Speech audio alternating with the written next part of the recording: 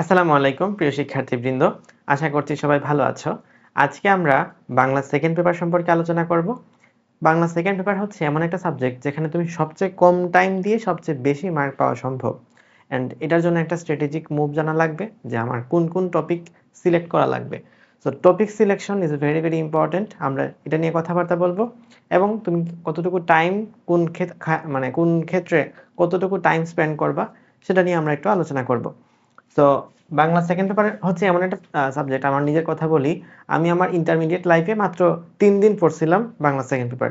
একটা হচ্ছে এনডিসিতে আমি ছিলাম, সো এনডিসির কুইজে আমি পার্টিসিপেট যখন করছিলাম, মানে আমার বাংলা সেকেন্ড পেপারের একটা কুইজে ছিল, ওই কুইজের আগে হাফ দিন পড়ছিলাম, টেস্ট পরীক্ষার আগে একদিন পড়ছিলাম, এইচএসসি পরীক্ষার আগে বাংলা ফার্স্ট পেপার থেকে সেকেন্ড পেপার মাঝখানে গ্যাপ ছিল 1.5 দিন, ওই 1.5 দিন পড়ছিলাম। সো আমার ওভারঅল বাংলা সেকেন্ড পেপারের প্রিপারেশন এই 3 দিন জুড়েই ছিল, এর বাইরে আমি কখনো পড়ার সুযোগ পাই নাই। তো আমরা কথা বলবো বাংলা সেকেন্ড পেপার নিয়ে, কিভাবে তুমি সবচেয়ে কম টাইমে ম্যাক্সিমাম আউটপুট নিতে পারবা। দেখো, প্রথমে আছে তোমার কাছে উচ্চারণ। অ্যান্ড উচ্চারণে ভালো করার জন্য তোমার এখানে অনেকগুলো প্রশ্ন শিখতে হয়, যে 8টা প্রশ্ন থেকে 8টা প্রশ্ন দেওয়া থাকবে, তার মধ্যে 5টা তোমাকে আনসার করতে হবে। অথবা তোমার যদি নিয়ম জানা থাকে তাহলে তুমি শুধুমাত্র নিয়মটা লিখে আনসার করে আসতে পারো। তো এখানে যদি তুমি 5টার 5টা পারো, তোমার মার্ক পাওয়ার সম্ভাবনা থাকে 5। 5টা নিয়ম লিখলে 5-এ 5 না পাওয়ারও সম্ভাবনা থাকে, অনেক সময় 4, 4.5, 3.5 এভাবে পাওয়ার সম্ভাবনা থাকে। বাট স্টিল তুমি এখানে 5টা নিয়মটাই মানে লিখবা। নিয়ম লিখলে যে সুবিধা, তুমি হচ্ছে এখানে তোমার আলাদা করে প্যারা খাইতে হবে না যে এটার জন্য কি হবে, শব্দ অনেক অনেক অনেক বেশি প্র্যাকটিস করা লাগবে না। সোজা কথা হচ্ছে, তুমি যদি এই 5টা প্রশ্ন পারতে চাও, তোমাকে অনেক বেশি প্র্যাকটিস করতে হবে, যে প্র্যাকটিসের জন্য তোমাকে একটা আলাদা দিনই লাগবে। ইভেন একদিন যদি এটা প্র্যাকটিসও করো, তারপর মনে থাকবে না কিভাবে জানি মানে উচ্চারণ, এটা যে কেমনে উচ্চারণ লিখে, এইসব আসলে মনে থাকে না। তো এর চেয়ে তুমি জিনিসটা সহজে 5টা নিয়ম শিখো, নিয়মগুলো পারফেক্ট ওয়েতে শিখো। 4-5টা প্রশ্ন আছে বা 3-4টা প্রশ্ন আছে, ও এর নিয়ম, এর নিয়ম, এই নিয়মগুলো জাস্ট একবার শিখে নাও, তাইলেই সেটা এনাফ। তাহলে এখান থেকে আমরা নিয়ম শিখবো, নিয়ম শিখতে তোমার খুব বেশি টাইম লাগবে না। তারপরে যাও বানান। এখানে তুমি নিয়ম আর প্রশ্ন, তুমি এখান থেকে প্রশ্নটা সিলেক্ট করবা। কারণ বাংলা বানান আমরা সারা জীবনই লিখি, আমাদের নর্মাল কথাবার্তা লেখার সময়, ফেসবুকে কোনো একটা বড় বড় পোস্ট লেখার সময়, প্যারাগ্রাফ লেখার সময়, এক কথায় আমরা বানানটার সাথে অভ্যস্ত, উচ্চারণের সাথে আমরা অভ্যস্ত না, উচ্চারণ আমরা কোনদিন লিখি না। সো বানানটা তোমার ভুল হওয়ার সম্ভাবনা কম। তাও তোমার অপশন দিয়ে দিচ্ছে 8টার মধ্যে 5টা, এটা তো পারা খুবই সহজ, তাই না? তুমি এটার জন্য কি প্র্যাকটিস করবা? প্র্যাকটিস করবা হচ্ছে বিগত বছরে যা আসছে, বিগত বছরে যা আসছে তা যদি পেরে আসতে পারো, মোর দেন এনাফ। অ্যান্ড দুই ক্ষেত্রে তুমি কতটুকু টাইম নিবা। পড়ার টাইম বলতেছি না, কারণ এক একজনের পড়ার টাইম একরকম।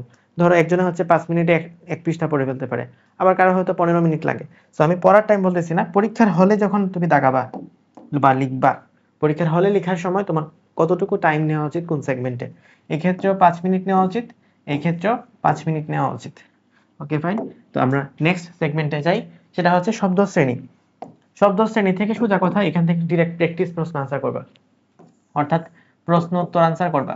এখানে কোনো বড় প্রশ্ন উত্তর করতে যাবা না, অর্থাৎ ব্যাখ্যামূলক কিছু লিখতে যাবা না, ব্যাখ্যামূলক লেখার জন্য প্রয়োজনে পড়ে না। শব্দ শ্রেণী খুবই ইজি, নিচের কোনটা সমাস, নিচের কোনটা অব্যয়, নিচের কোনটা ক্রিয়া, মানে লাইন থেকে তোমাকে জাস্ট মার্ক করে দেখাইতে হবে। সো এই জিনিসটা খুবই সহজ, এখান থেকে তুমি 5 মার্ক ইজিলি পেয়ে যাবে। এবং এটা লেখার জন্য 5 মিনিট টাইমও লাগে না, আসলে এতটাই সহজ। তো এটা কি করবা, যারা পারো তা এমনিতেই পারা যায়, প্র্যাকটিসও করা লাগে না। স্টিল যারা পারো না, বিগত বছরে যে কোয়েশ্চেনগুলো আসছে সেগুলো শুধুমাত্র পড়ে নিবা, আর কিছু লাগে না, শুধুমাত্র বিগত প্রশ্ন উত্তর পড়বে। তারপরে যাও উপসর্গ প্রত্যয় সমাস। এখান থেকে যাদের বাংলা সেকেন্ড পেপার প্রিপারেশন অনেক ভালো পড়ছো, তারা দিবা সমাস। আর যারা কিছুই পড়ো নাই, তারা চুজ করবা উপসর্গ প্রত্যয়। সমাস দিলে তোমার যদি 5টার 5টা হয়, তুমি হয়তো 5 পাবা। উপসর্গ প্রত্যয় দিলে হয়তো 4, 4.5 পাওয়ার সম্ভাবনা বেশি থাকে। ভালোভাবে লিখতে পারলে 5ও পাওয়া যাবে। কিন্তু কথা হচ্ছে, তোমার সমাস পড়ার জন্য হাজার হাজার সমাস পড়তে গেলে যে টাইম লাগবে, সেই টাইম দিয়ে তুমি অন্য অনেক কিছু করে ফেলতে পারবা। তো তোমার হাফ মার্কের জন্য এত মায়া করে লাভ নাই, তুমি বোর্ডে ফার্স্ট হইতেছো না। তো মানে ফার্স্ট হইতে পারো, কিন্তু আহ এইটার জন্য আসলে খুব বেশি ডিফার করবে না। তোমার কাছে ফিজিক্স, কেমিস্ট্রি, ম্যাথ, বায়োলজি আর আইসিটি, ইংলিশ, এই সাবজেক্টগুলোর গুরুত্ব এত বেশি যে এখানে হাফ মার্কে খুব একটা আহামরি চেঞ্জ হবে না। তো উপসর্গ প্রত্যয় তুমি লিখতে পারো সমাসের জায়গায়। তো আমি এটা প্রিফার করি এবং এক্ষেত্রে আমি 5 মার্কের টাইম দিব।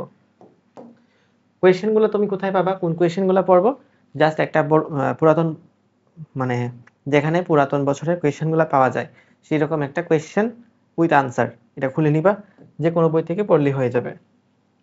বাংলা সেকেন্ড পড়ে বই টু বই এত আহামরি ডিফার করে না, বাট আমি সাজেস্ট করি সবচেয়ে ছোট বই যেটা পাওয়া যায়, সবচেয়ে ছোট বই সেটা পড়ো, এটাই এনাফ।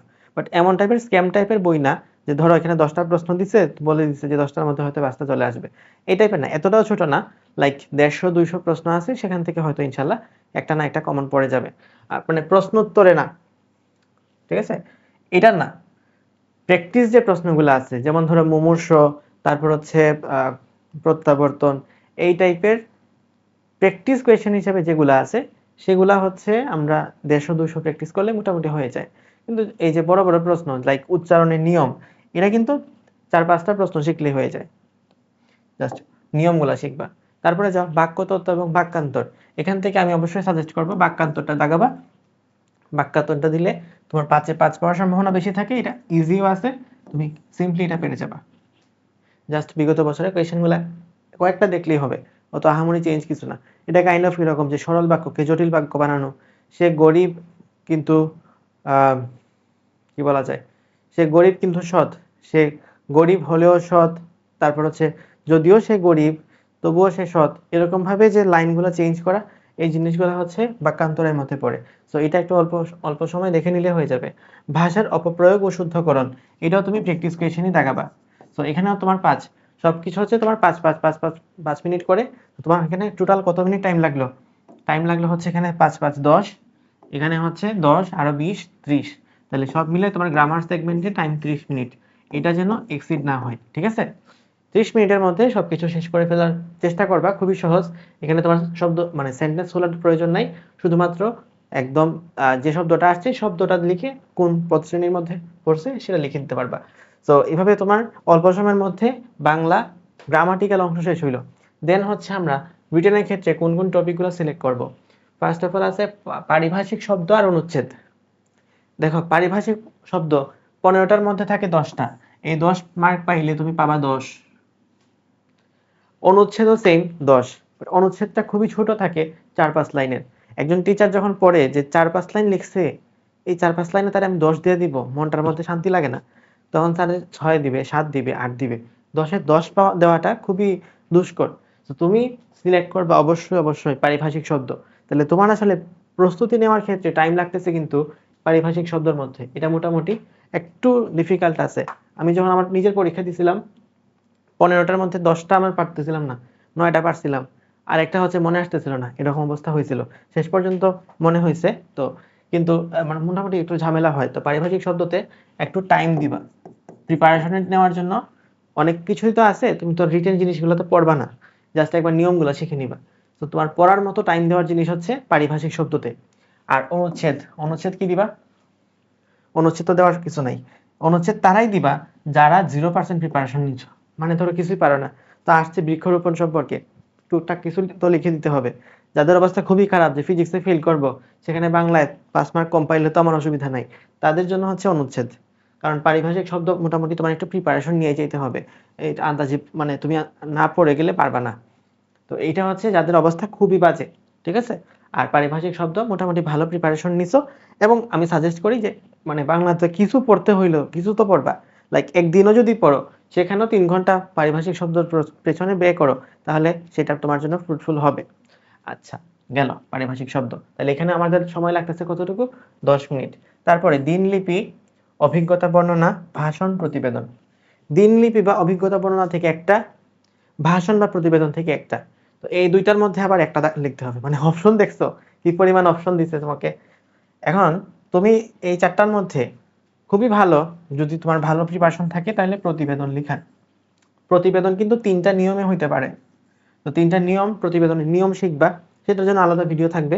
তো এখান থেকে তোমার মেইন সিলেক্ট করার বিষয় হচ্ছে যারা মোটামুটি ভালো মতো পড়ছো তারা প্রতিবেদন সিলেক্ট করবা। প্রতিবেদনে কিন্তু অনেক সহজে লেখা যায়, দিনলিপি অত বেশি লেখা যায় না যে একদিন আর কি এমন কাহিনী ঘটে। তো প্রতিবেদনে মোটামুটি ভালো জিনিস লিখতে পারবা। সো এখানে নিয়মটা শিখে নিও, নিয়মটা শিখলে আশা করা যায় ভাষণ পরীক্ষা সাধারণত তেমন একটা আসে না, ভাষণ আসলে আন্তর্জাতিক বাণিজ্যে অনেক কিছু লিখে দিতে পারবা, প্রতিবেদনটাই পরীক্ষায় আসে। তো প্রতিবেদনটা এখানে একটু টাইম দিবা, নিয়ম শেখার জন্য টাইম দিবা, নিয়ম শিখতে হবে। ওকে, আচ্ছা। তারপরে বৈদ্যুতিন চিঠি মানে হচ্ছে ইমেইল বোঝায়, খুদে বার্তা মানে এসএমএস বোঝায়। তো এই দুইটার মধ্যে একটা আসবে, সাধারণত বৈদ্যুতিন চিঠি আসে, পত্র লিখন আর আবেদন পত্র, এই দুইটার মধ্যে যে কোনো একটা লিখবা। তো এত আমার কাছে যেটা মনে হয় যে পত্র লিখন আর আবেদন পত্র, পত্রের মধ্যে আছে দাওয়াতের পত্র, নিমন্ত্রণ পত্র, তারপর হচ্ছে বিনা বেতনে অধ্যয়নের জন্য প্রধান শিক্ষকের কাছে পত্র, একটা হচ্ছে মেয়রের কাছে পত্র, তারপর হচ্ছে পত্রিকায় প্রকাশের জন্য পত্র, আরো বিভিন্ন টাইপের পত্র আছে।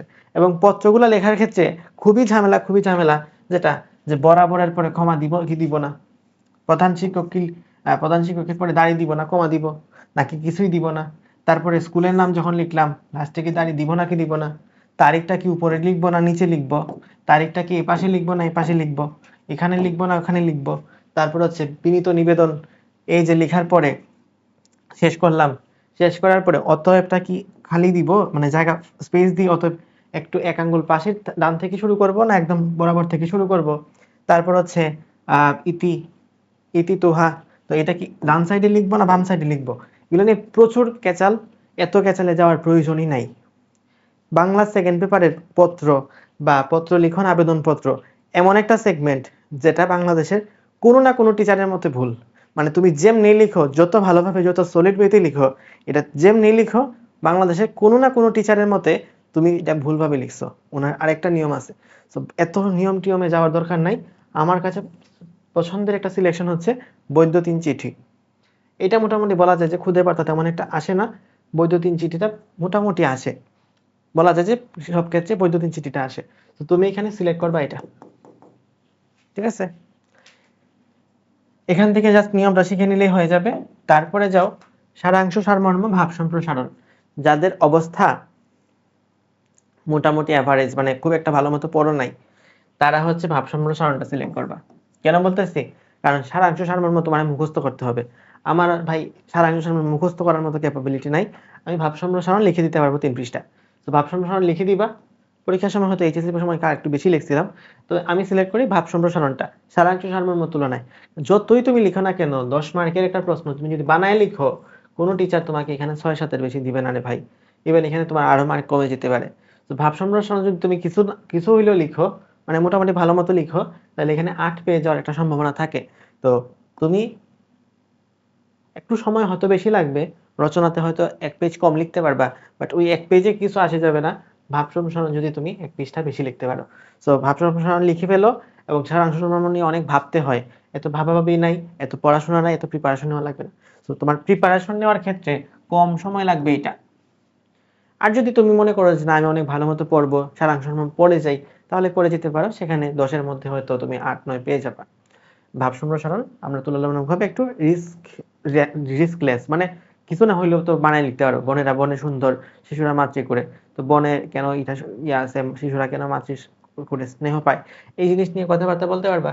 তো এটা তোমার জন্য তুলনামূলকভাবে ইজি আনসার করার জন্য, রিস্কলেস, যে লিখলে ভুল হবে না, এটা লিখলে ভুল হয়ে যেতে পারে। তারপরে সংলাপ আর খুদে গল্প, এর মধ্যে সংলাপ লেখা খুবই সুন্দর, মানে ইজিলি লিখে ফেলা যায়।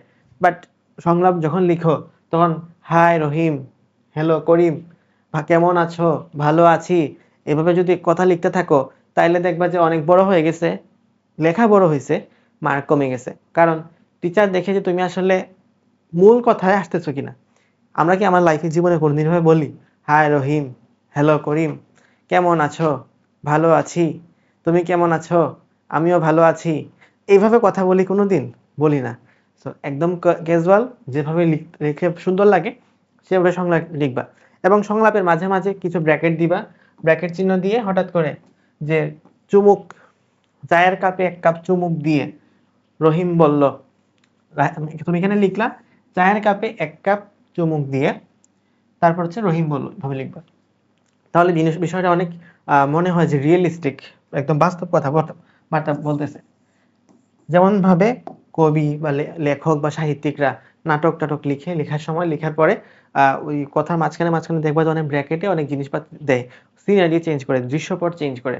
এরকম দৃশ্যপট চেঞ্জ করার চেষ্টা করবা, তাহলে সংলাপটা বাস্তব এবং প্রাণবন্ত লাগবে, মার্ক বেশি পাওয়ার সম্ভাবনা থাকে।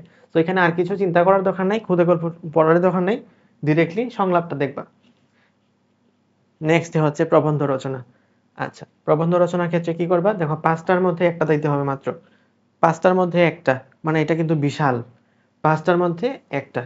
এর মধ্যে তুমি যদি ঠিক মতো বাংলাদেশের ইতিহাসের অংশটুকু ভালো মতো পড়ে যেতে পারো, লাইক হচ্ছে জুলাই গণ অভ্যুত্থান, লাইক হচ্ছে মুক্তিযুদ্ধ, লাইক হচ্ছে আমাদের ভাষা আন্দোলন, ইত্যাদি ইত্যাদি জিনিসপাতি আমাদের ইতিহাসের অংশ, যে কোনো একটাকে সিলেক্ট করতে পারো। অথবা তুমি যদি বিজ্ঞানকে সিলেক্ট করো, যে মানব জীবনে বিজ্ঞানের অবদান, চিকিৎসা বিজ্ঞানে কি বলে, চিকিৎসা ক্ষেত্রে বিজ্ঞানের অবদান, কৃষি ক্ষেত্রে বিজ্ঞানের অবদান, এই টাইপের টপিক সিলেক্ট করতে পারো, তাহলে মোটামুটি বলা যায় যে তুমি কিছু না কিছু একটা কমন পড়ে যাবা। আমি আমার পড়ার সময় দুইটা জিনিস পড়ে গেছিলাম, একটা হচ্ছে মুক্তিযুদ্ধ আর একটা হচ্ছে বিজ্ঞান। মুক্তিযুদ্ধ আসে নাই, বিজ্ঞান আসছে। সো আমি আমার সারা জীবনে রচনা দুইটাই শিখছি, একটা মুক্তিযুদ্ধ আর একটা হচ্ছে বিজ্ঞান। তো মোটামুটি বলা যায় যে এর থেকে আমার সারা জীবনে কমন পড়তো। প্রবন্ধ রচনার ক্ষেত্রে তুমি যেটা করতে পারো সেটা হচ্ছে পয়েন্টগুলো মনে রাখবা, কারণ পরীক্ষার হলে এত অল্প টাইমে পয়েন্ট বের হয় না যে কোনটার পরে কোনটা কি লিখবো। তুমি জাস্ট কয়েকটা রচনা যেগুলো পরীক্ষায় রেগুলারলি আসে, সেগুলোর পয়েন্টগুলো মনে রাখো, পয়েন্টগুলো মনে রেখে পরীক্ষার হলে বাকিটুকু বানায় লিখে দিবা, ঠিক আছে? আর খুবই ভালো হয় যদি পয়েন্টের পাশাপাশি তুই একটা কবিতা ওই সংশ্লিষ্ট মনে রাখতে পারো, তাহলে 4 লাইন 4 লাইন করে তুমি হয়তো ভূমিকার মধ্যে অথবা কোনো না কোনো প্যারার মধ্যে ঢুকাই দিতে পারো। এগুলো দেখলে টিচার একটু সুন্দর লাগে আর কি দেখতে, টিচাররা মার্ক হয়তো বেশি দেন। তো এক্ষেত্রে আমরা হচ্ছে রিটেনের ক্ষেত্রে আমরা টাইম কতটুকু দিব, আমরা অলরেডি 30 মিনিট ব্যয় করছিলাম আমাদের গ্রামাটিক্যাল অংশের জন্য, 10 মার্ক 10 মিনিট আমরা ব্যয় করছি পারিভাষিক শব্দের জন্য। তো সব মিলে হচ্ছে আমাদের 40 মিনিট গেল। তারপরে এই প্রতিবেদন লিখতে মোটামুটি ভালো সময় লাগবে, তো আমরা এখানে ধরে নিলাম যে 20 মিনিট সময় লাগছে। এখন পর্যন্ত কিন্তু আমাদের 1 ঘন্টা সময় গেল। এরপরে আসি বৈদ্যুতিন চিঠি, এটা লিখতে খুবই কম টাইম লাগে, এটা লিখতে তোমার 10 মিনিট টাইম লাগবে, 1 ঘন্টা 10 মিনিট গেল। তারপরে যেহেতু আমি ভাব সম্প্রসারণ দিব, তো আমার ক্ষেত্রে কিন্তু এখানে আরো কম টাইম লাগবে, একটু বেশি টাইম লাগবে। সারাংশ সারমর্ম দিলে হয়তো 10 মিনিটের চেয়ে কম লাগতো, এখন হয়তো আমার কাছে 20 মিনিট টাইম লাগবে। তো কত টাইম হলো, 1 ঘন্টা 30 মিনিট। সংলাপের জন্য আমি টাইম নিব আরো 20 মিনিট, 1 ঘন্টা 50 মিনিট। আর প্রবন্ধ রচনার জন্য 1 ঘন্টা।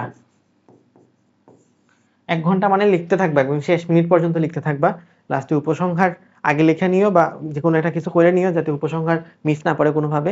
উপসংহার যদি রচনায় মিস করে, তুমি যদি রচনা 50 পৃষ্ঠাও লিখো আর উপসংহার মিস করে, তুমি কিন্তু পূর্ণ মার্ক পাবা না, ভালো মার্ক পাবা না। তো একদম শেষ করে আসতে হবে, উপসংহার পর্যন্ত শেষ করে আসতে হবে। আচ্ছা, তাহলে আমাদের সব মিলায় কতটুকু হলো, 2 ঘন্টা 50 মিনিট হলো, বাকি 10 মিনিট হচ্ছে সিস্টেম লস। তুমি চাইলেও হয়তো মাঝে মধ্যে দেখবা যে পৃষ্ঠা চেঞ্জ করার জন্য বা টিচার হচ্ছে এক্সট্রা পেপার নেওয়ার জন্য কোনো না কোনো কাজে ব্যয় হয়।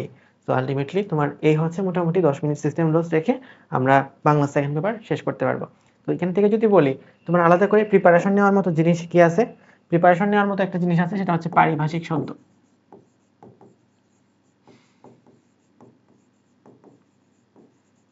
একটা হচ্ছে উচ্চারণের নিয়ম,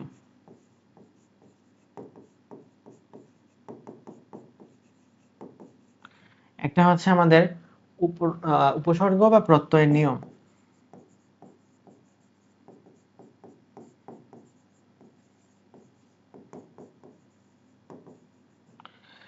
বাকিটুকু টুকটাক তুমি বানাই টানাই লিখতে পারবা, খুব একটা আহামরি প্যারায় পড়তে হবে না। আর হচ্ছে প্রতিবেদন লেখার নিয়ম,